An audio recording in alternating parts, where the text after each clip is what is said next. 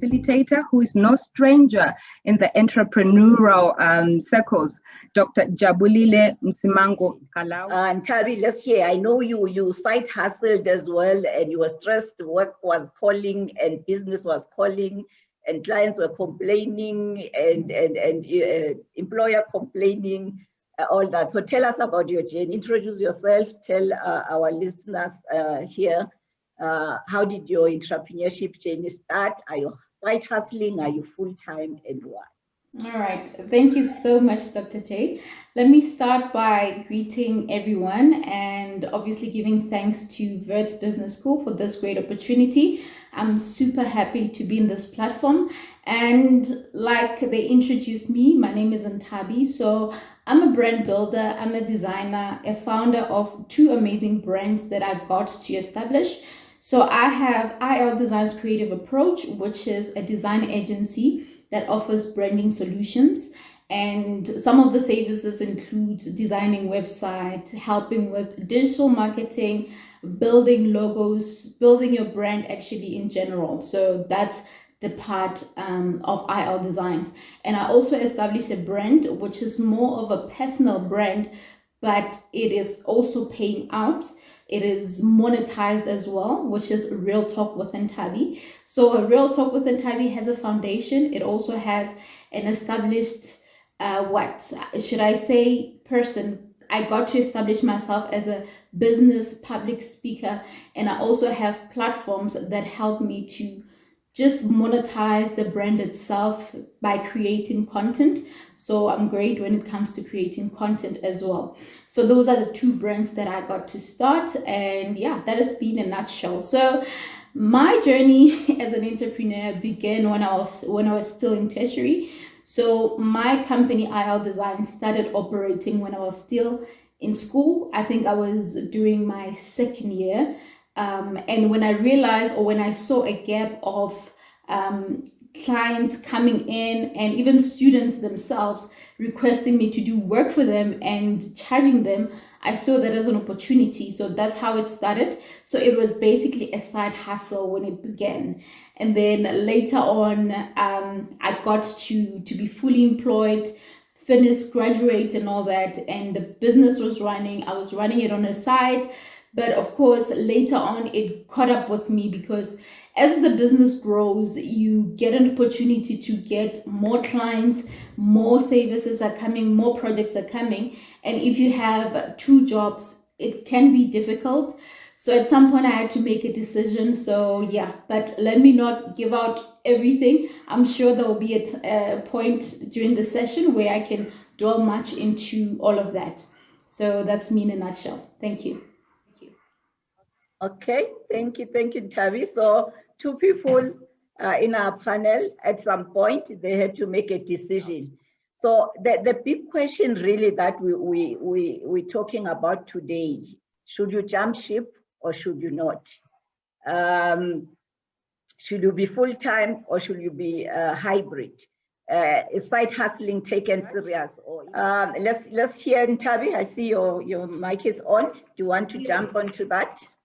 All right. So when is the right time to jump? I don't think that answer should be answered before you firstly identify what is the problem that you're trying to solve and what is that particular business that you're doing. And if you have put in a bit of time for you to even check if this business is valuable, it's able to take you to another level. Have you done all the analysis? Have you done all your SWOT analysis to check exactly if this will take you somewhere? Now, with me, what happened was I had to firstly start and juggle both.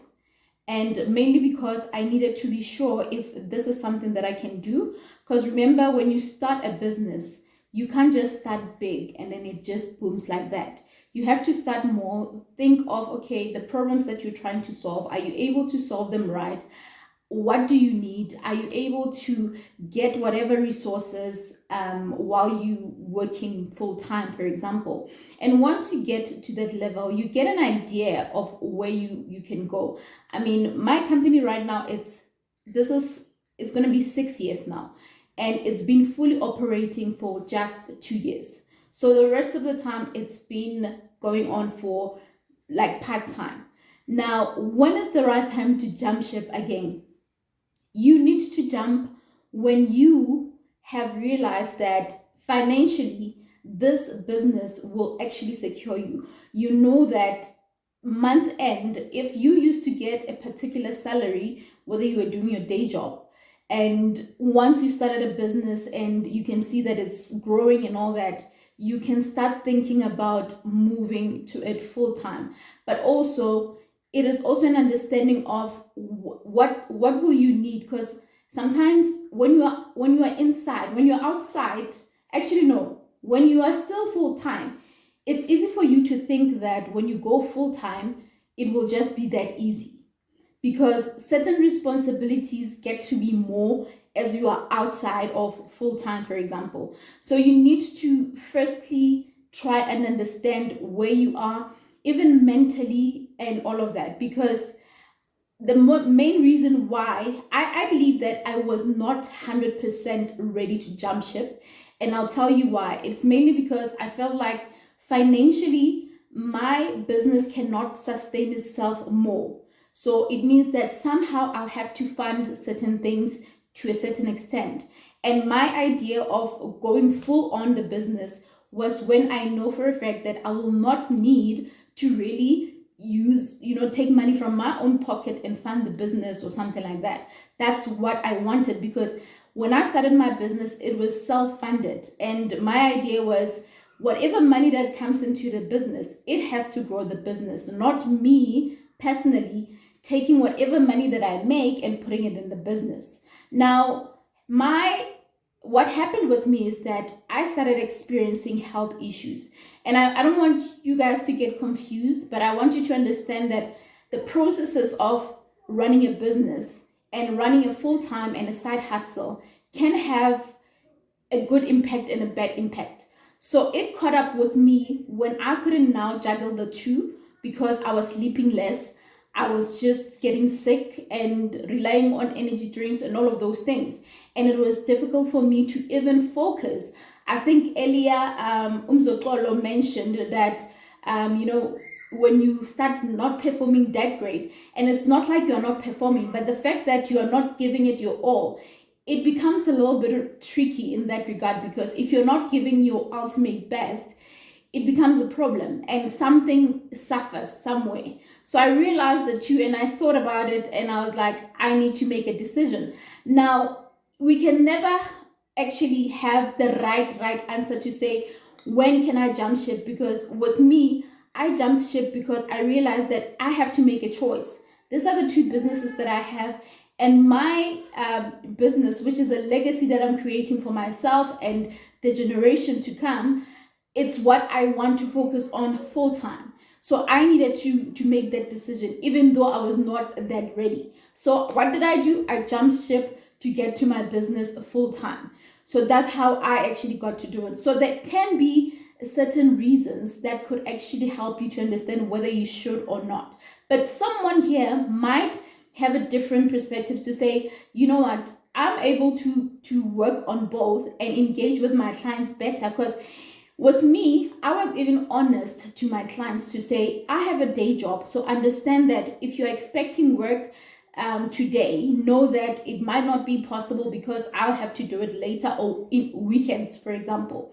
So honesty as well is important, but jumping ship, make sure that you have enough money at least. If for example, you are busy saving as you're running a full-time job, make sure that you are secured, because you don't want to get out and your business is suffering at the same time. But then again, there can be situations that will force you, like it did for me, and I had to just drop that, because even if you can make so much money, your health matters, guys. And sorry, I'm using the name guys again. Your health matters. What's important is that you need to be ready. You need to be okay mentally, physically, to actually run your entrepreneur business. It doesn't matter the idea, the amazing idea that you have. If you are not in a great state of mind, or if you are not having a balanced way of working and at the same time managing your life, your physical life as a person, then something might suffer. So I think those are the few things that I think one should look at before they jump ship. And yeah, finances are the number one as well, guys, because often we look at life as if, okay, you know what, God will provide. Yes, God will provide and all that, but what are you doing in the interim? If you are hoping to get funding, what is it that you're doing in the interim? You can't just expect to just go to a funding company and ask for funding when you don't even have anything that you can show and all that. So there's just many aspects to look at, but at the end of the day, it is all dependent on where you are, your current situation, and what you think works best for you. And also seeking, I think professional help in terms of how you can do that. It's actually another opinion or another best option to actually go about it. Okay. So what I'm hearing is that. Okay. What I'm hearing is that it's not just a matter of when to jump. There are a lot of factors that we need to consider. So I teach entrepreneurship, and you'll get a lot of those questions. How am I going to know that this is going to work? What if I start it and I fail? And I always give the answer that nobody wants to know. You will never know until you fail. The only time you know that it worked is when it worked, and the only time you know it didn't work is when it didn't work. That's why entrepreneurship is about your risk appetite. Are you prepared to fail? Are you prepared to lose? But you have to do, as Mzo said earlier, take your time, do your homework, your experience, everything. There's a lot of things that you need to consider and try to understand what's the problem you're trying to solve and all that. But you will never know whether that is going to work or it's not going to work. Okay, thanks, Doc. There was also an interesting question from Nita, who says, how important is purpose in traversing the entrepreneurship journey? Is it primarily about the financial drivers? So how important is purpose? That was a question from Nita. And maybe linked to purpose, there was also a question that was asked about how do you know you cut out for business? And I know Dr. Friend said, she was made. Is it a certain personality or a profile? Should you be a risk taker? If for example, you are a risk averse by nature, should you even try and consider a side hustle or try a business full time? And I relate to that because I'm such a risk, averse, and so I get scared. So that was another question that was asked. Okay, let's let Nthabi take that shortly. All right.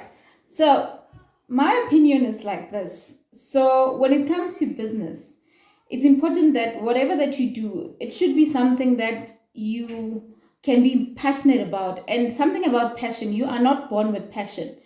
Somehow you need to put passion in whatever that you're doing. And when it comes to entrepreneurship, it's a little bit tricky to rely more on just what you're passionate or what you love doing. Sometimes you can see that this is a great business opportunity.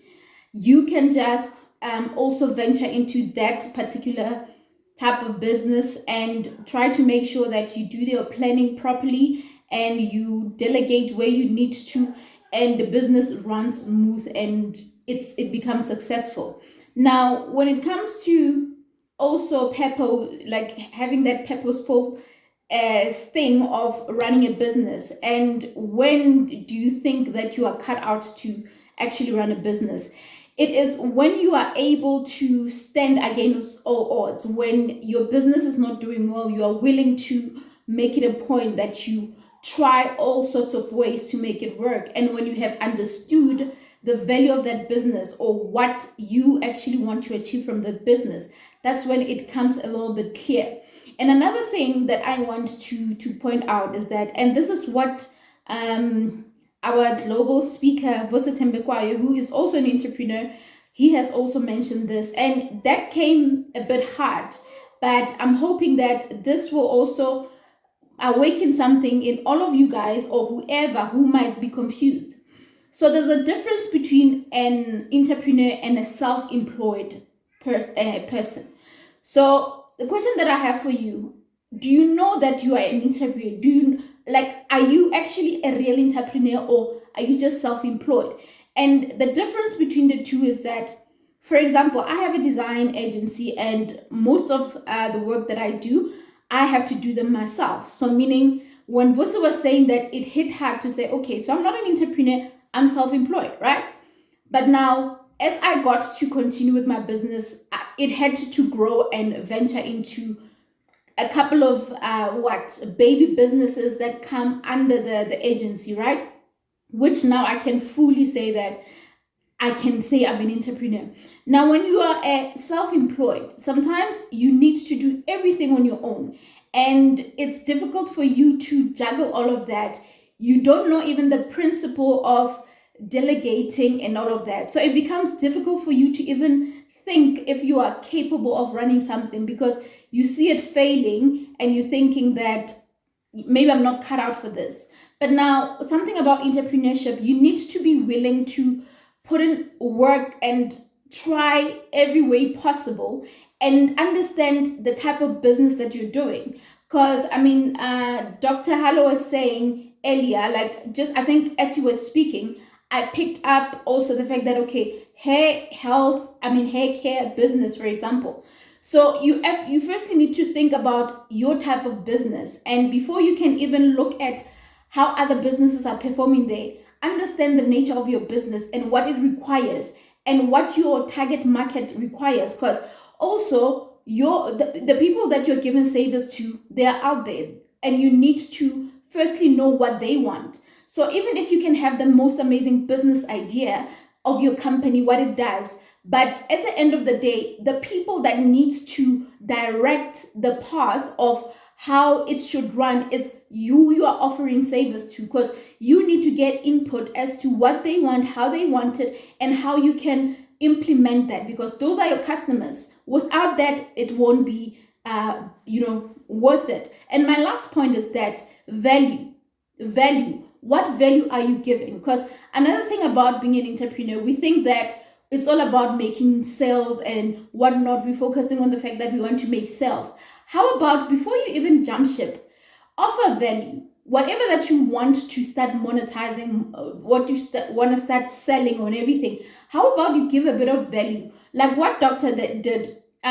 She used to give out stuff for free, for example, but later she saw that, okay, this is actually a great opportunity. So what have you done in whatever that problem that you want to solve? Have you tried to give out value? Have you tried to do some kind of survey to find out what interests people, what do they want, and how they can get that savers? So I think those are things that you can think about, and it will somehow give you a direction as to, should we continue with business, or should you wait? Like Zoe said, you can take your time, and it's okay to take your time. You are not in competition with anyone. You can still run it part-time. And even now, we are realizing that even running your business from home is okay. Then people used to think of entrepreneurship as, when you're an entrepreneur, you have to have some big business office somewhere, and that is classified as you being a successful entrepreneur.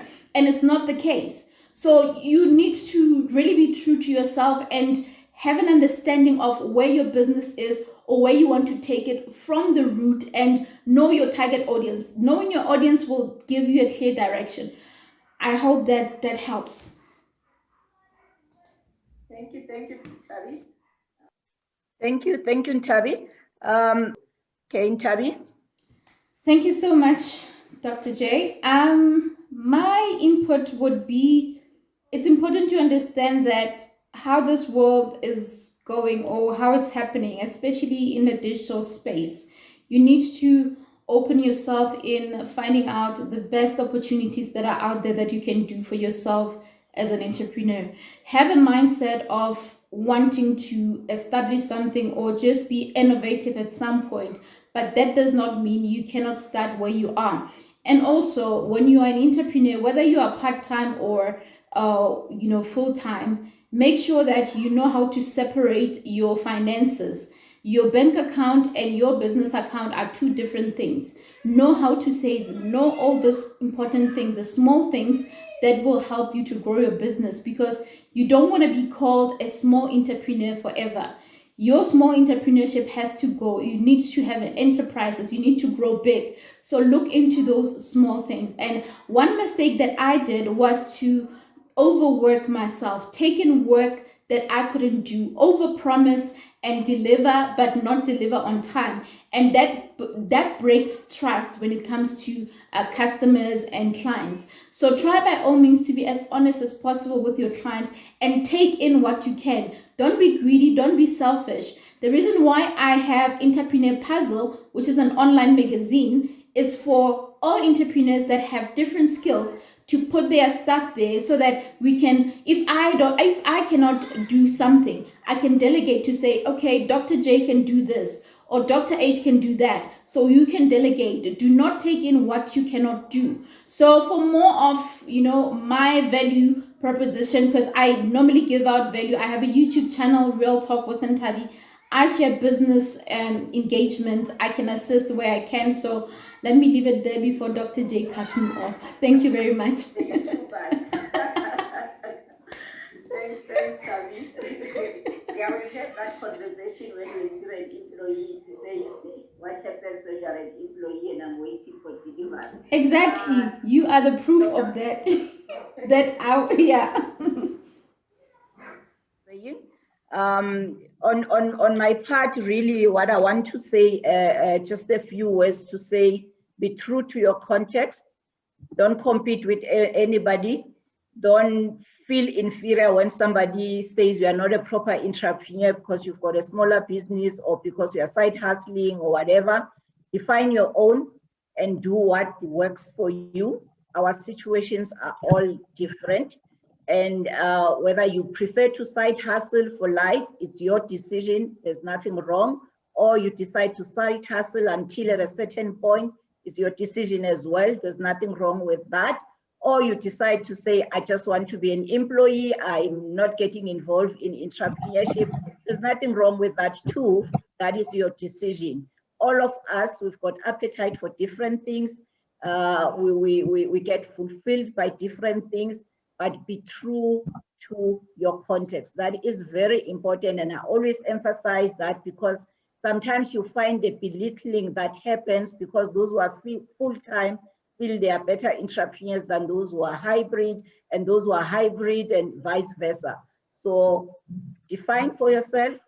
You want to be a small business for life, it's your decision. You want to side hustle, is your decision, but take a model that works for you, and then you will be happy and you will enjoy it because it's what works for you. Thank you, everybody, for joining us.